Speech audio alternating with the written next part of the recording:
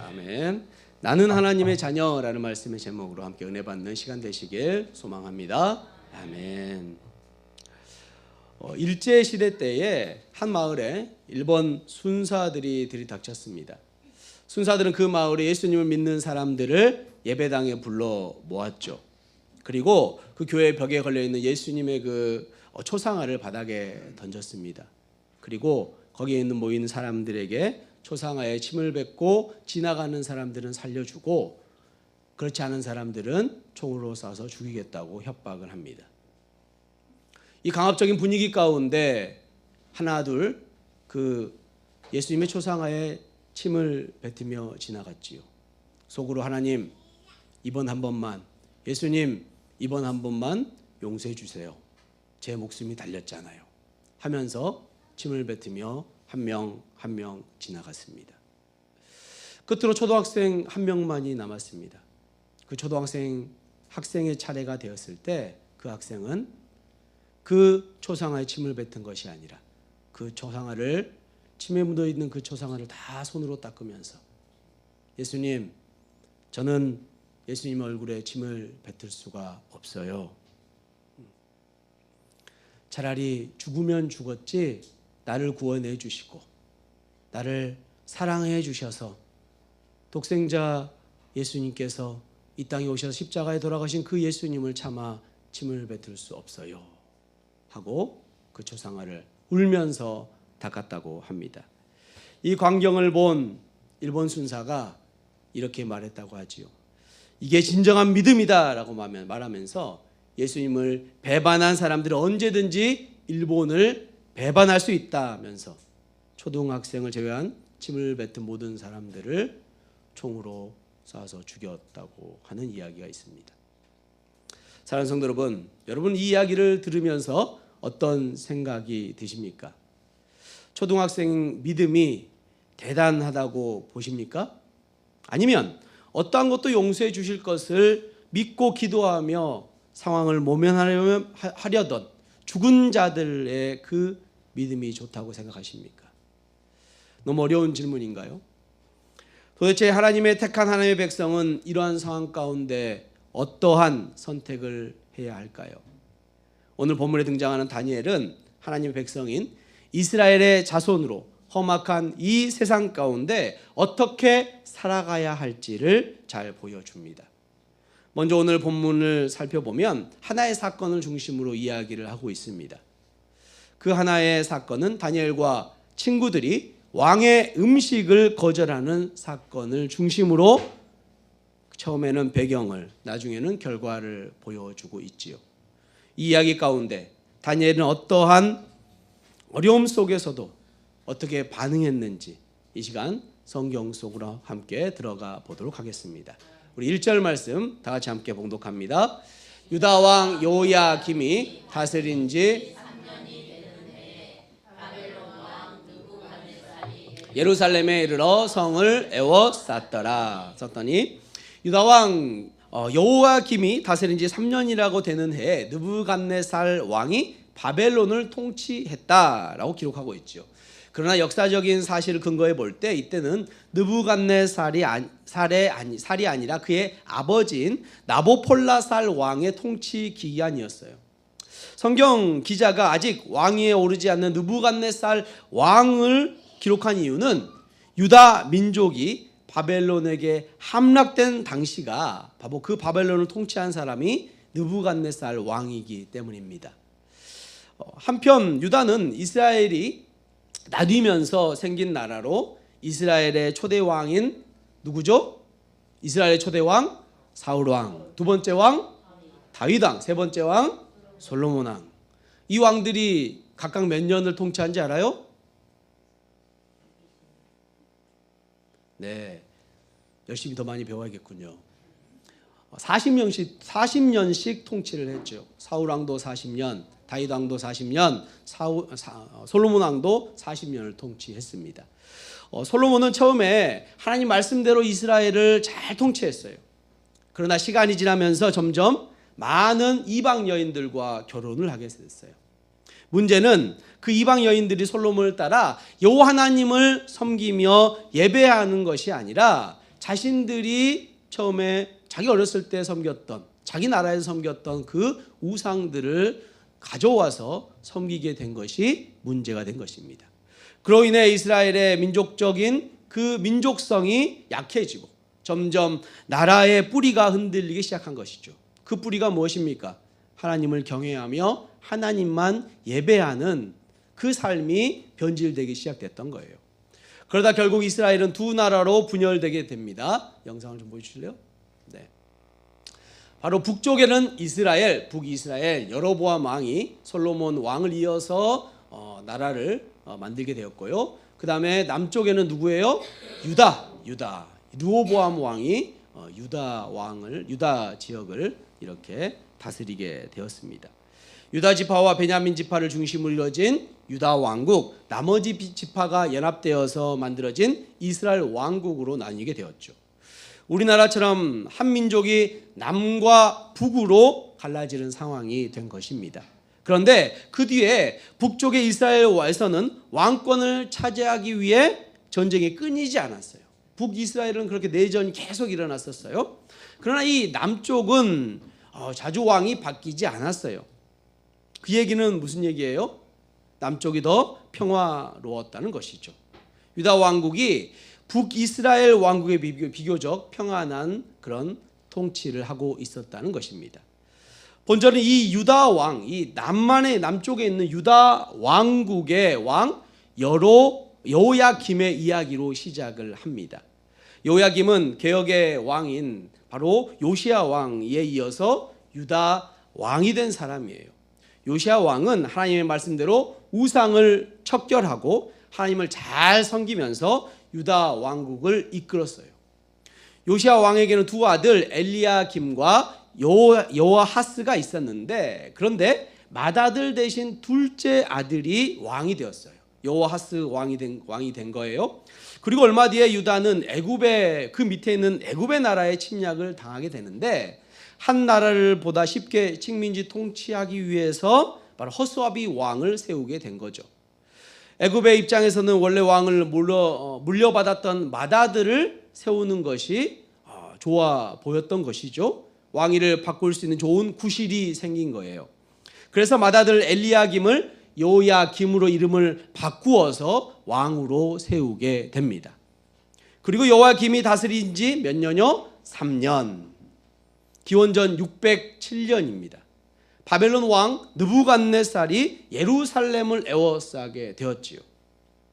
바벨론 왕 느부갓네살이 주도권을 잡은 것이죠. 잠깐 그림 보여주실래요? 네, 아주 북이스라엘은 아수르에 이미 점령이 되었고, 이 남유다 왕은 바벨론에 점령을 당하게 된 것이죠.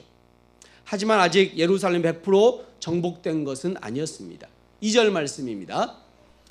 주께서 유다 왕 여호야김과 하나님의 전 그릇 얼마를 그의 손에 넘기심에 그가 그것을 가지고 신할 땅 자기 신들의 신전에 가져다가 그 신들의 보물 창고에 두었더라. 느부갓네살이 예루살렘으로 쳐들어가므로 바벨론이 예루살렘을 정복합니다. 사진 한번 보여주실래요? 지도. 네네네.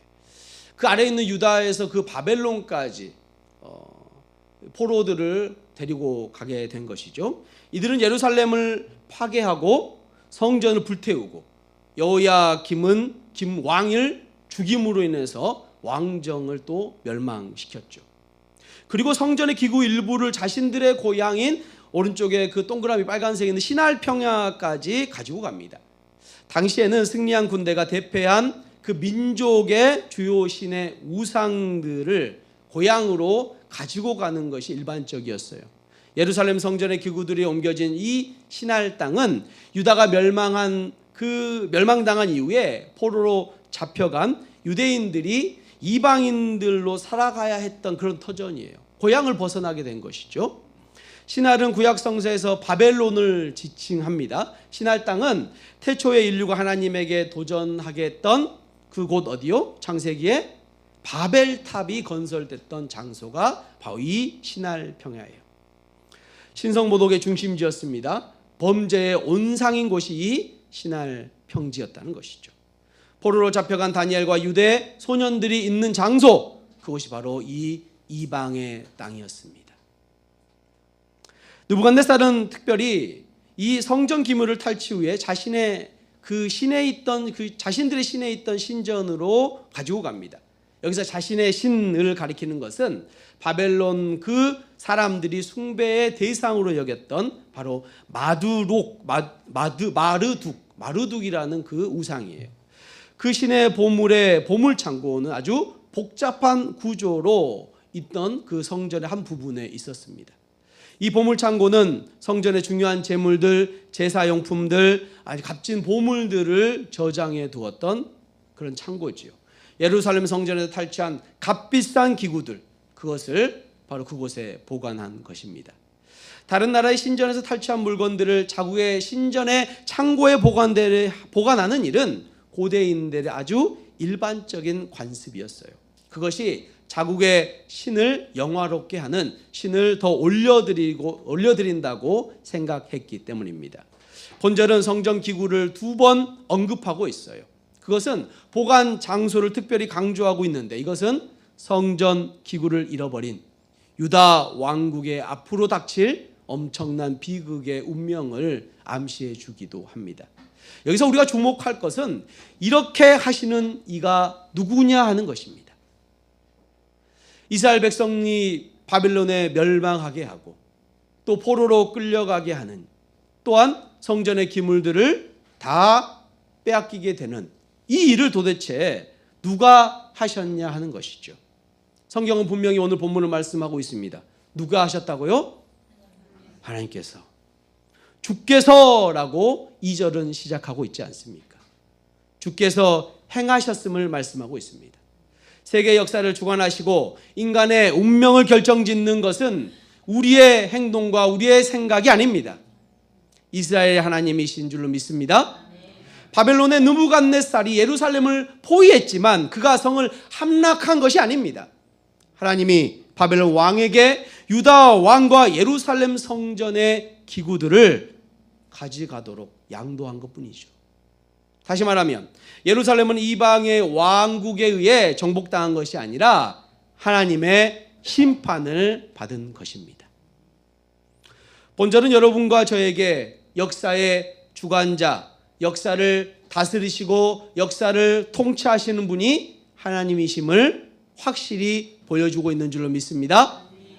이스라엘 왕국과 예루살렘의 그 파괴와 바벨론의 지배가 야훼 하나님의 계획에 의해서 시작된 것임을 믿으시기 바랍니다.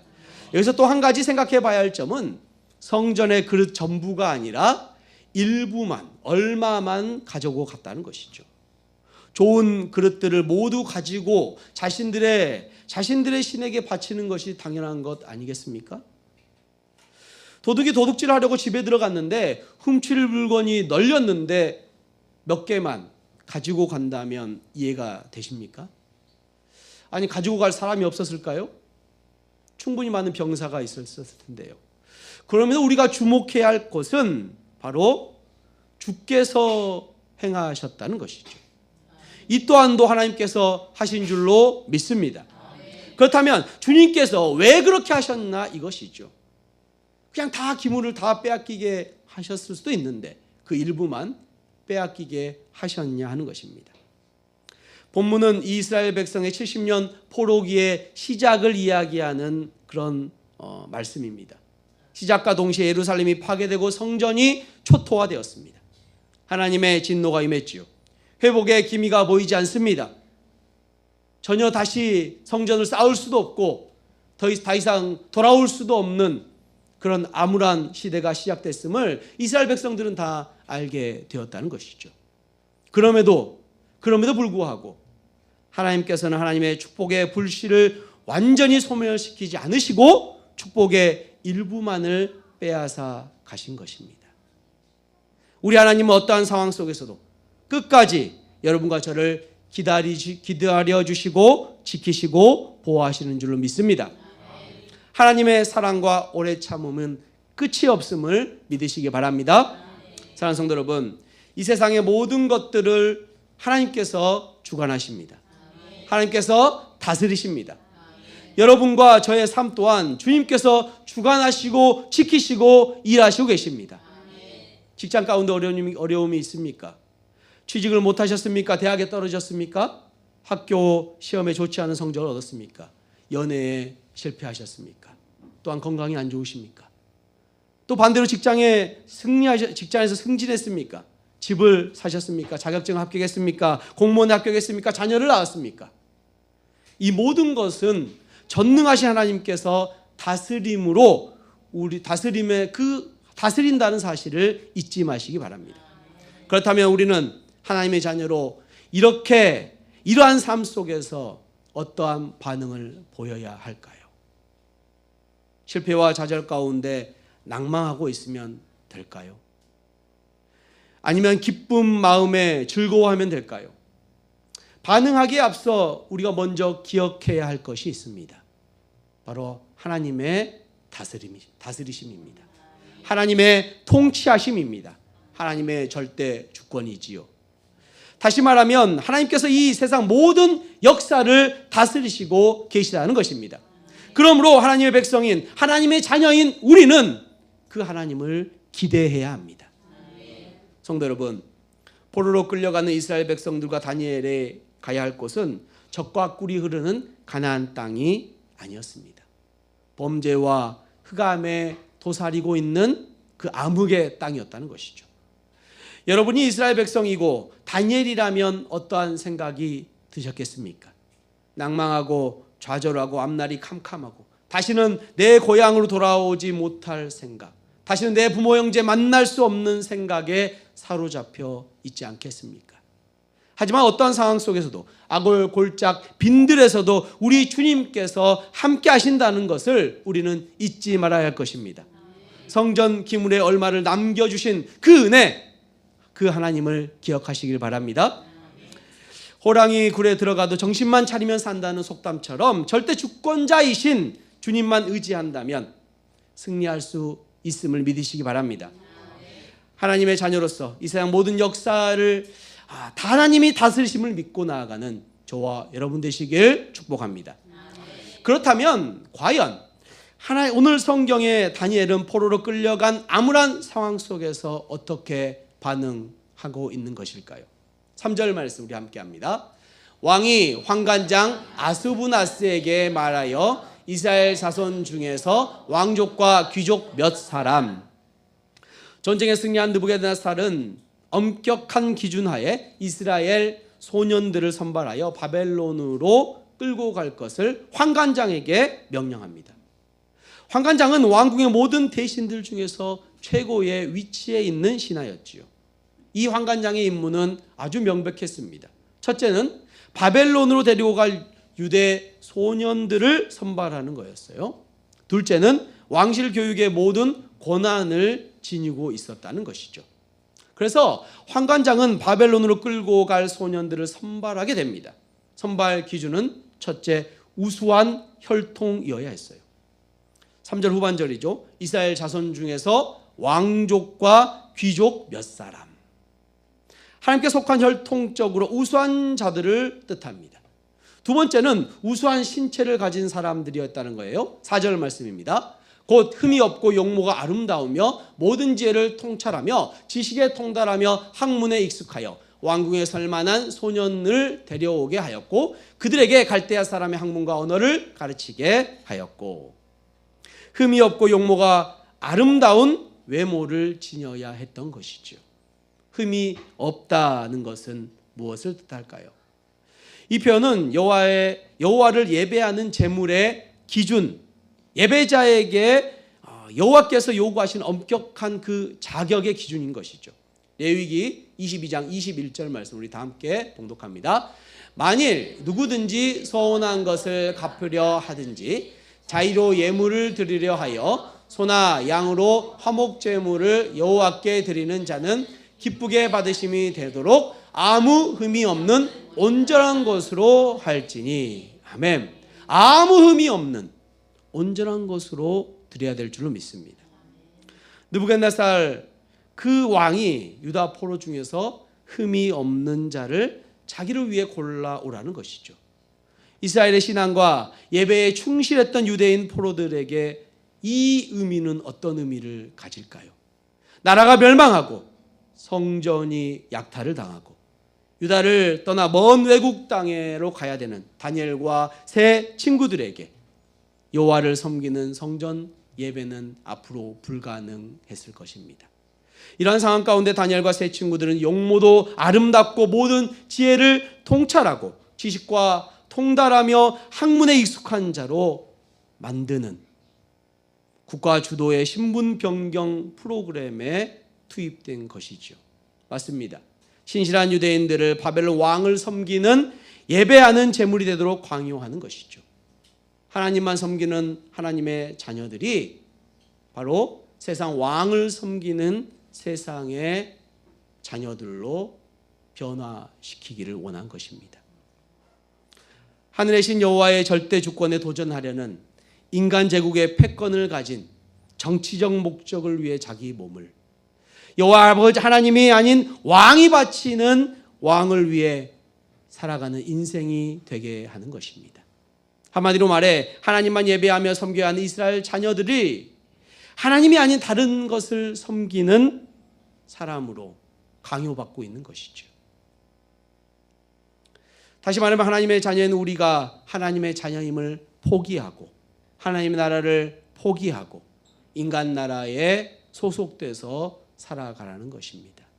이러한 강요는 5절에서 더욱 뚜렷하게 드러납니다. 우리 5절 말씀 다 같이 함께 봉독합니다. 또 왕이 지적하여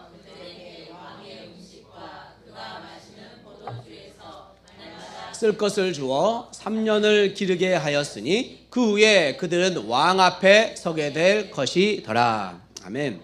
그들에게 왕의 음식과 그가 마시는 포도주에서 날마다 쓸 것을 주어 몇 년요? 3년을 가르치라고 그런 것이죠. 3년 동안 집중 교육하라는 것이죠. 음식을 공유했다는 것은 정체성을 심어주는 의미를 갖고 있어요. 우리나라의 설날에는 무엇을 먹습니까? 떡국. 네. 동지에는 팥죽을 먹지요. 그렇게 함으로 한국 사람의 정체성을 느낄 수 있습니다. 이민자들은 더욱 그렇습니다. 외국에서 명절에 한국 음식을 먹는 것은 후세에게 나는 한국 사람이야, 너는 한국 사람이야 라는 것을 가르쳐주는 행위입니다.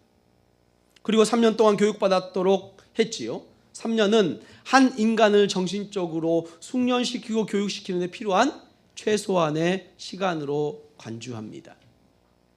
초등학교는 6년, 3년의 2배죠. 중학교는 3년, 고등학교도 3년. 페르시아의 왕실에 들어온 소년들은 14세부터 17세까지 교육을 받았죠. 모든 교육의 과정을 마치면 궁중의 업무를 보기 시작합니다. 바벨론의 광요는 음식과 교육뿐이 아니었습니다. 6절 7절 말씀 우리 함께 합니다. 그들 가운데는 유다 자손 곧 다니엘과 하나냐와 미사엘과 아사랴가 있었더니 환관장이 그들의 이름을 고쳐 다니엘은 벨드사살이라 하고 하나냐는 사드락이라 하고 미사엘은 메삭이라 하고 아사랴는 아벳누고라 하였더라. 아멘. 이름이 갖는 의미는 무엇입니까? 특별히 성경에서 이름은 그 사람의 인생과 인생에 함께하는 하나님의 뜻과 계획, 사명이 들어있어요. 이스라엘 백성들의 그 이름을 보시면 알 수 있지 않습니까? 이 이름을 고친다는 것은 하나님의 계획, 사명대로 사는 것이 아니라 세상이 원하는 대로 산다는 것을 의미합니다. 다니엘, 하나냐, 미사엘, 아사랴 4명의 이 히브리식 이름에는 모두 하나님에 관련된 그런 이름이에요. 다니엘과 미사엘의 엘로 끝나는 이 단어는 바로 하나님을 의미해요. 엘이. 하나냐, 아사랴는 야훼 이름을 가지고 있는 축약형이에요. 야훼 하나님이죠. 다니엘의 이름은 하나님은 위대하시다. 미사엘은 하나님과 같은 분이 누구시냐? 하나냐는 야훼는 은혜로우시다. 아사랴는 야훼께서 도와주신다라는 의미를 갖고 있습니다. 그런데 이 이름을 고쳐 부른 것이죠. 결국 이들의 이름은 강제로 개명되게 되는 것입니다. 다니엘은 벨드사살로, 하나냐는 사다락으로, 미사엘은 메삭으로, 아사랴는 아벤누고로 이름을 바꾸게 되지요. 바벨론식 이름은 히브리식 이름의 뜻과 전혀 다른 이스라엘 하나님과 전혀 무관한 이름이었습니다. 벨드사살은 베리어, 그의 생명을 보호하소서.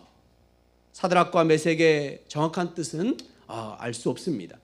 아벤누고는 누고의 종이란 뜻이죠. 다니엘과 벨드사살의 뜻을 다시 한번 비교해 보겠습니다. 다니엘은 어떤 뜻이었습니까? 하나님은 위대하시다. 벨드사살은 베리어, 그의 생명을 보호하소서. 느껴지시는 게 없으십니까? 삶을 인도하시는 그 주체가 다르지요. 하나님에서 벨로. 이렇듯 바벨론은 이름을 바꾸는 것은 이스라엘의 민족성, 이스라엘 백성의 그 정신을 다 바꾸는 것입니다. 이 이야기는 일제강점기 때 창씨 계명을 생각나게 하지요. 일본은 민족 말살 정책의 일환으로 창씨 계명을 실시했습니다. 일본식 이름을 사용하게 했습니다. 이름을 바꾼다는 것은 우리의 정신과 사상을 바꾸는 것이죠. 즉 나는 한국인이 아니라 일본인이다 라는 것을 주입시키는 것입니다. 세뇌 교육을 시키는 것이죠. 성경은 다니엘이 바로 이 문제를 가장 예민하게 반응했음을 보여줍니다. 그는 왕의 학교에 들어가서 바벨론 언어와 학문을 교육받는 일, 심지어 그의 이름을 바꾸어 그의 신앙 고백을 금지하는 데 저항하지 않았습니다. 참 아이러니하는 일이 아닐 수 없죠. 하지만 그 이유에 대해서 성경은 다음 절에 확실히 말씀하고 있습니다. 우리 8절 말씀 다 같이 봉독합니다. 다니엘은 뜻을 정하여 왕의 음식과 그가 마시는 포도주로 자기를 더럽히지 아니하리라 하고 자기를 더럽히지 아니하도록 환관장에게 구하니. 아멘. 다니엘이 어떻게 했다고 합니까? 뜻을 정하여. 다니엘이 다짐했다는 거예요. 다니엘이 결심했다는 겁니다. 다니엘이 결단했다는 겁니다. 여기서 이 정하다라는 단어는 이 본절에서만 본문에서 3번 사용하고 있어요. 7절에서 2번 사용하고 있는데 7절에서 환관장이 그들의 이름을 고쳐라고 해서 이 고쳐에 사용되었고, 다니엘은 벨드사살이라 하고에서 이 하고라는 단어가 똑같은 단어입니다. 정리하자면 환관장이 이름을 정하여 벨드사살이라고 정했지만 나는 내 마음의 뜻을 하나님께로 정했다라고 선포한 것입니다. 할렐루야. 바벨론 너희들이 어떻게 하든 상관없이, 나의 이름을 어떻게 바꾸든 상관없이 나는 내 믿음을 지키겠다. 나는 하나님의 자녀로서의 그 정체성을 잃지 않겠다라고 신앙 고백을 한 것입니다. 일제시대의 창씨 계명을 통해 민족 말살 정책을 실시했지만 그들의 뜻한 바는 이루어질 수 없었습니다. 왜 그랬습니까? 그 어떤 것으로도 우리의 민족의 조국 사랑하는 그 신념만은 꺾을 수 없었기 때문입니다. 다니엘은 바벨론의 언어, 학문 공부해 줄게. 이름도 바꿔줄게. 표면적으로 할 수 있는 거 모든 거 바꿔줄게. 하지만 그 어떤 것으로도 하나님을 향한 나의 믿음, 하나님을 향한 나의 신념은 바꿀 수 없어. 그렇게 선포한 줄로 믿습니다. 그리고 다니엘은 뜻을 정하여 왕의 음식과 그가 마시는 포도주로 자기를 더럽히지 아니하리라 하고 자기를 더럽히지 아니하도록 환관장에게 구합니다. 환관장에게 선포한 것이지요. 사랑하는 성도 여러분, 우리의 삶 가운데서 믿음으로 반응하여 고백하는 것은 정말 중요합니다. 하지만 그 고백이 행동으로 실천되지 않는다면 우리의 열매는 얻을 수 없을 것이죠. 열매는 눈에 보이는 가시적인 것입니다. 드러나는 것이죠. 2024년도도 시작된 지 벌써 2달이 지나갑니다. 처음 송구 영신 예배 가운데 결단했던 것들이 있지 않으셨습니까? 올 한해는 꼭 100% 주일 성수를 하겠다. 또는 술을 끊겠다. 담배를 끊겠다. 등 믿음으로 고백만 하고 혹시 아직 실천하지 못하고 계신 분은 계시지 않습니까? 성도 여러분, 선포하시기 바랍니다. 할렐루야. 담대히 선포하시기 바랍니다. 환관장이 선포한 다니엘은 어떻게 됐습니까? 9절 말씀입니다. 하나님이 다니엘로 하여금 환관장에게 은혜와 긍휼을 얻게 하신지라. 아멘. 하나님께서 다니엘에게 은혜를 베풀어 주셔서 선포한 대로 열매를 맺게 해 주셨습니다. 하나님 앞에 결단하며 세상 앞에 선포하시기 바랍니다. 하나님의 자녀인 우리들이 세상 앞에 선포하면 반드시 열매를 맺을 것입니다. 하나님께서는 하나님의 자녀인 우리와 언제나 함께 계시기 때문이지요. 이 세상 만물을 다스리시고 통치하시는 그 하나님께서 우리를 도와주실 줄로 믿습니다. 반드시 우리를 하나님의 자녀답게 행동으로 열매 맺게 해주실 줄로 믿습니다. 오늘 다니엘과 같이 하나님의 자녀임을 선포하며 하나님의 은혜를 날마다 경험하시길 주님의 이름으로 축원합니다. 말씀을 마치고자 합니다. 바벨론 제국과 그의 황제 느부갓네살은 인간 나라의 최대의 권력을 상징합니다. 이 권력의 지배를 받게 된 다니엘은 하나님의 나라가 소멸된 것처럼 보이는 이 시대에, 그 시대에 여전히 자신들의 안전과 미래가 오직 하나님께 있음을, 하나님의 다스림과 통치에만 있음을 선포하고 있죠. 바벨론 포로기 중에 누가 하나님의 자녀입니까? 하나님의 자녀는 인간 제국의 권력이 아니라 하나님의 나라, 하나님의 통치에 안전과 미래를 맡기는 사람입니다. 비록 인간 나라의 최대 권력이 하나님의 나라를 무너뜨리는 것처럼 보이는 시대에도 하나님의 자녀는 그 안에서 살아가야 합니다. 그렇다면 인간 나라에 살아갈 수밖에 없는 저와 여러분은 어떠한 삶을 살아야 할까요? 어떻게 하나님 나라를 이루면서 이 땅 가운데 살아가야 할까요? 태초에 인간은 하나님의 형상대로 지음 받았습니다. 그래서 하나님과 교제하며 예배하기 위해서 창조되었지요. 그런데 사단은 끊임없이 우리로 하여금 자기가 소속된 자기 종들로 만들려고 노력합니다. 끊임없이 우리를 유혹하지요. 우리 삶 가운데 많은 속삭임이 있습니다. 마치 이스라엘 백성 하나님의 자녀에게 음식과 교육을 통해 하나님의 가치가 아닌 세상의 가치가 중요하다고 가르치는 것처럼요. 하나님과 물질, 하나님과 건강, 하나님과 명예 등 이 시대의 선악과로 우리를 유혹합니다. 이 세상을 살아가기 위해 꼭 필요한 것처럼 이야기하지요. 가르칩니다. 하지만 진정으로 중요한 것은 우리가 지음받은 것처럼 그 목적에 따라 하나님과 함께 살아가는 것인 줄로 믿습니다. 여러분은 어느 편을 선택하시겠습니까? 우리는 이 선택으로 해서 하나님의 자녀답게 하나님의 편을 선택해야 될 줄로 믿습니다. 오늘 본문에서 다니엘이 했던 고백처럼 뜻을 정해야 합니다. 나는 하나님의 자녀라는 우리의 정체성을 확신을 가지고 확실하게 나아가야 됩니다. 세상을 숭배하는 재물이 아닌 하나님의 성스러운 예배하는 재물이라는 우리의 정체성을 잊지 말아야 합니다. 세상에서 우리에게 세상 이치와 순리를 가르치고 강요함에도 불구하고 우리는 우리의 이름을 바꾸어 자기 마음대로 부름에도 불구하고 우리는 우리의 뜻을 정해야 합니다. 이 세상을 다스리시고 통치하시는 분은 오직 여호와 하나님뿐이십니다. 그 주님께 우리가 하나님의 자녀로 하나님께 뜻을 정하고 선포하며 나아가야 될 줄로 믿습니다. 특별히 다음 세대 학생들은 학교에서 선포하시기 바랍니다.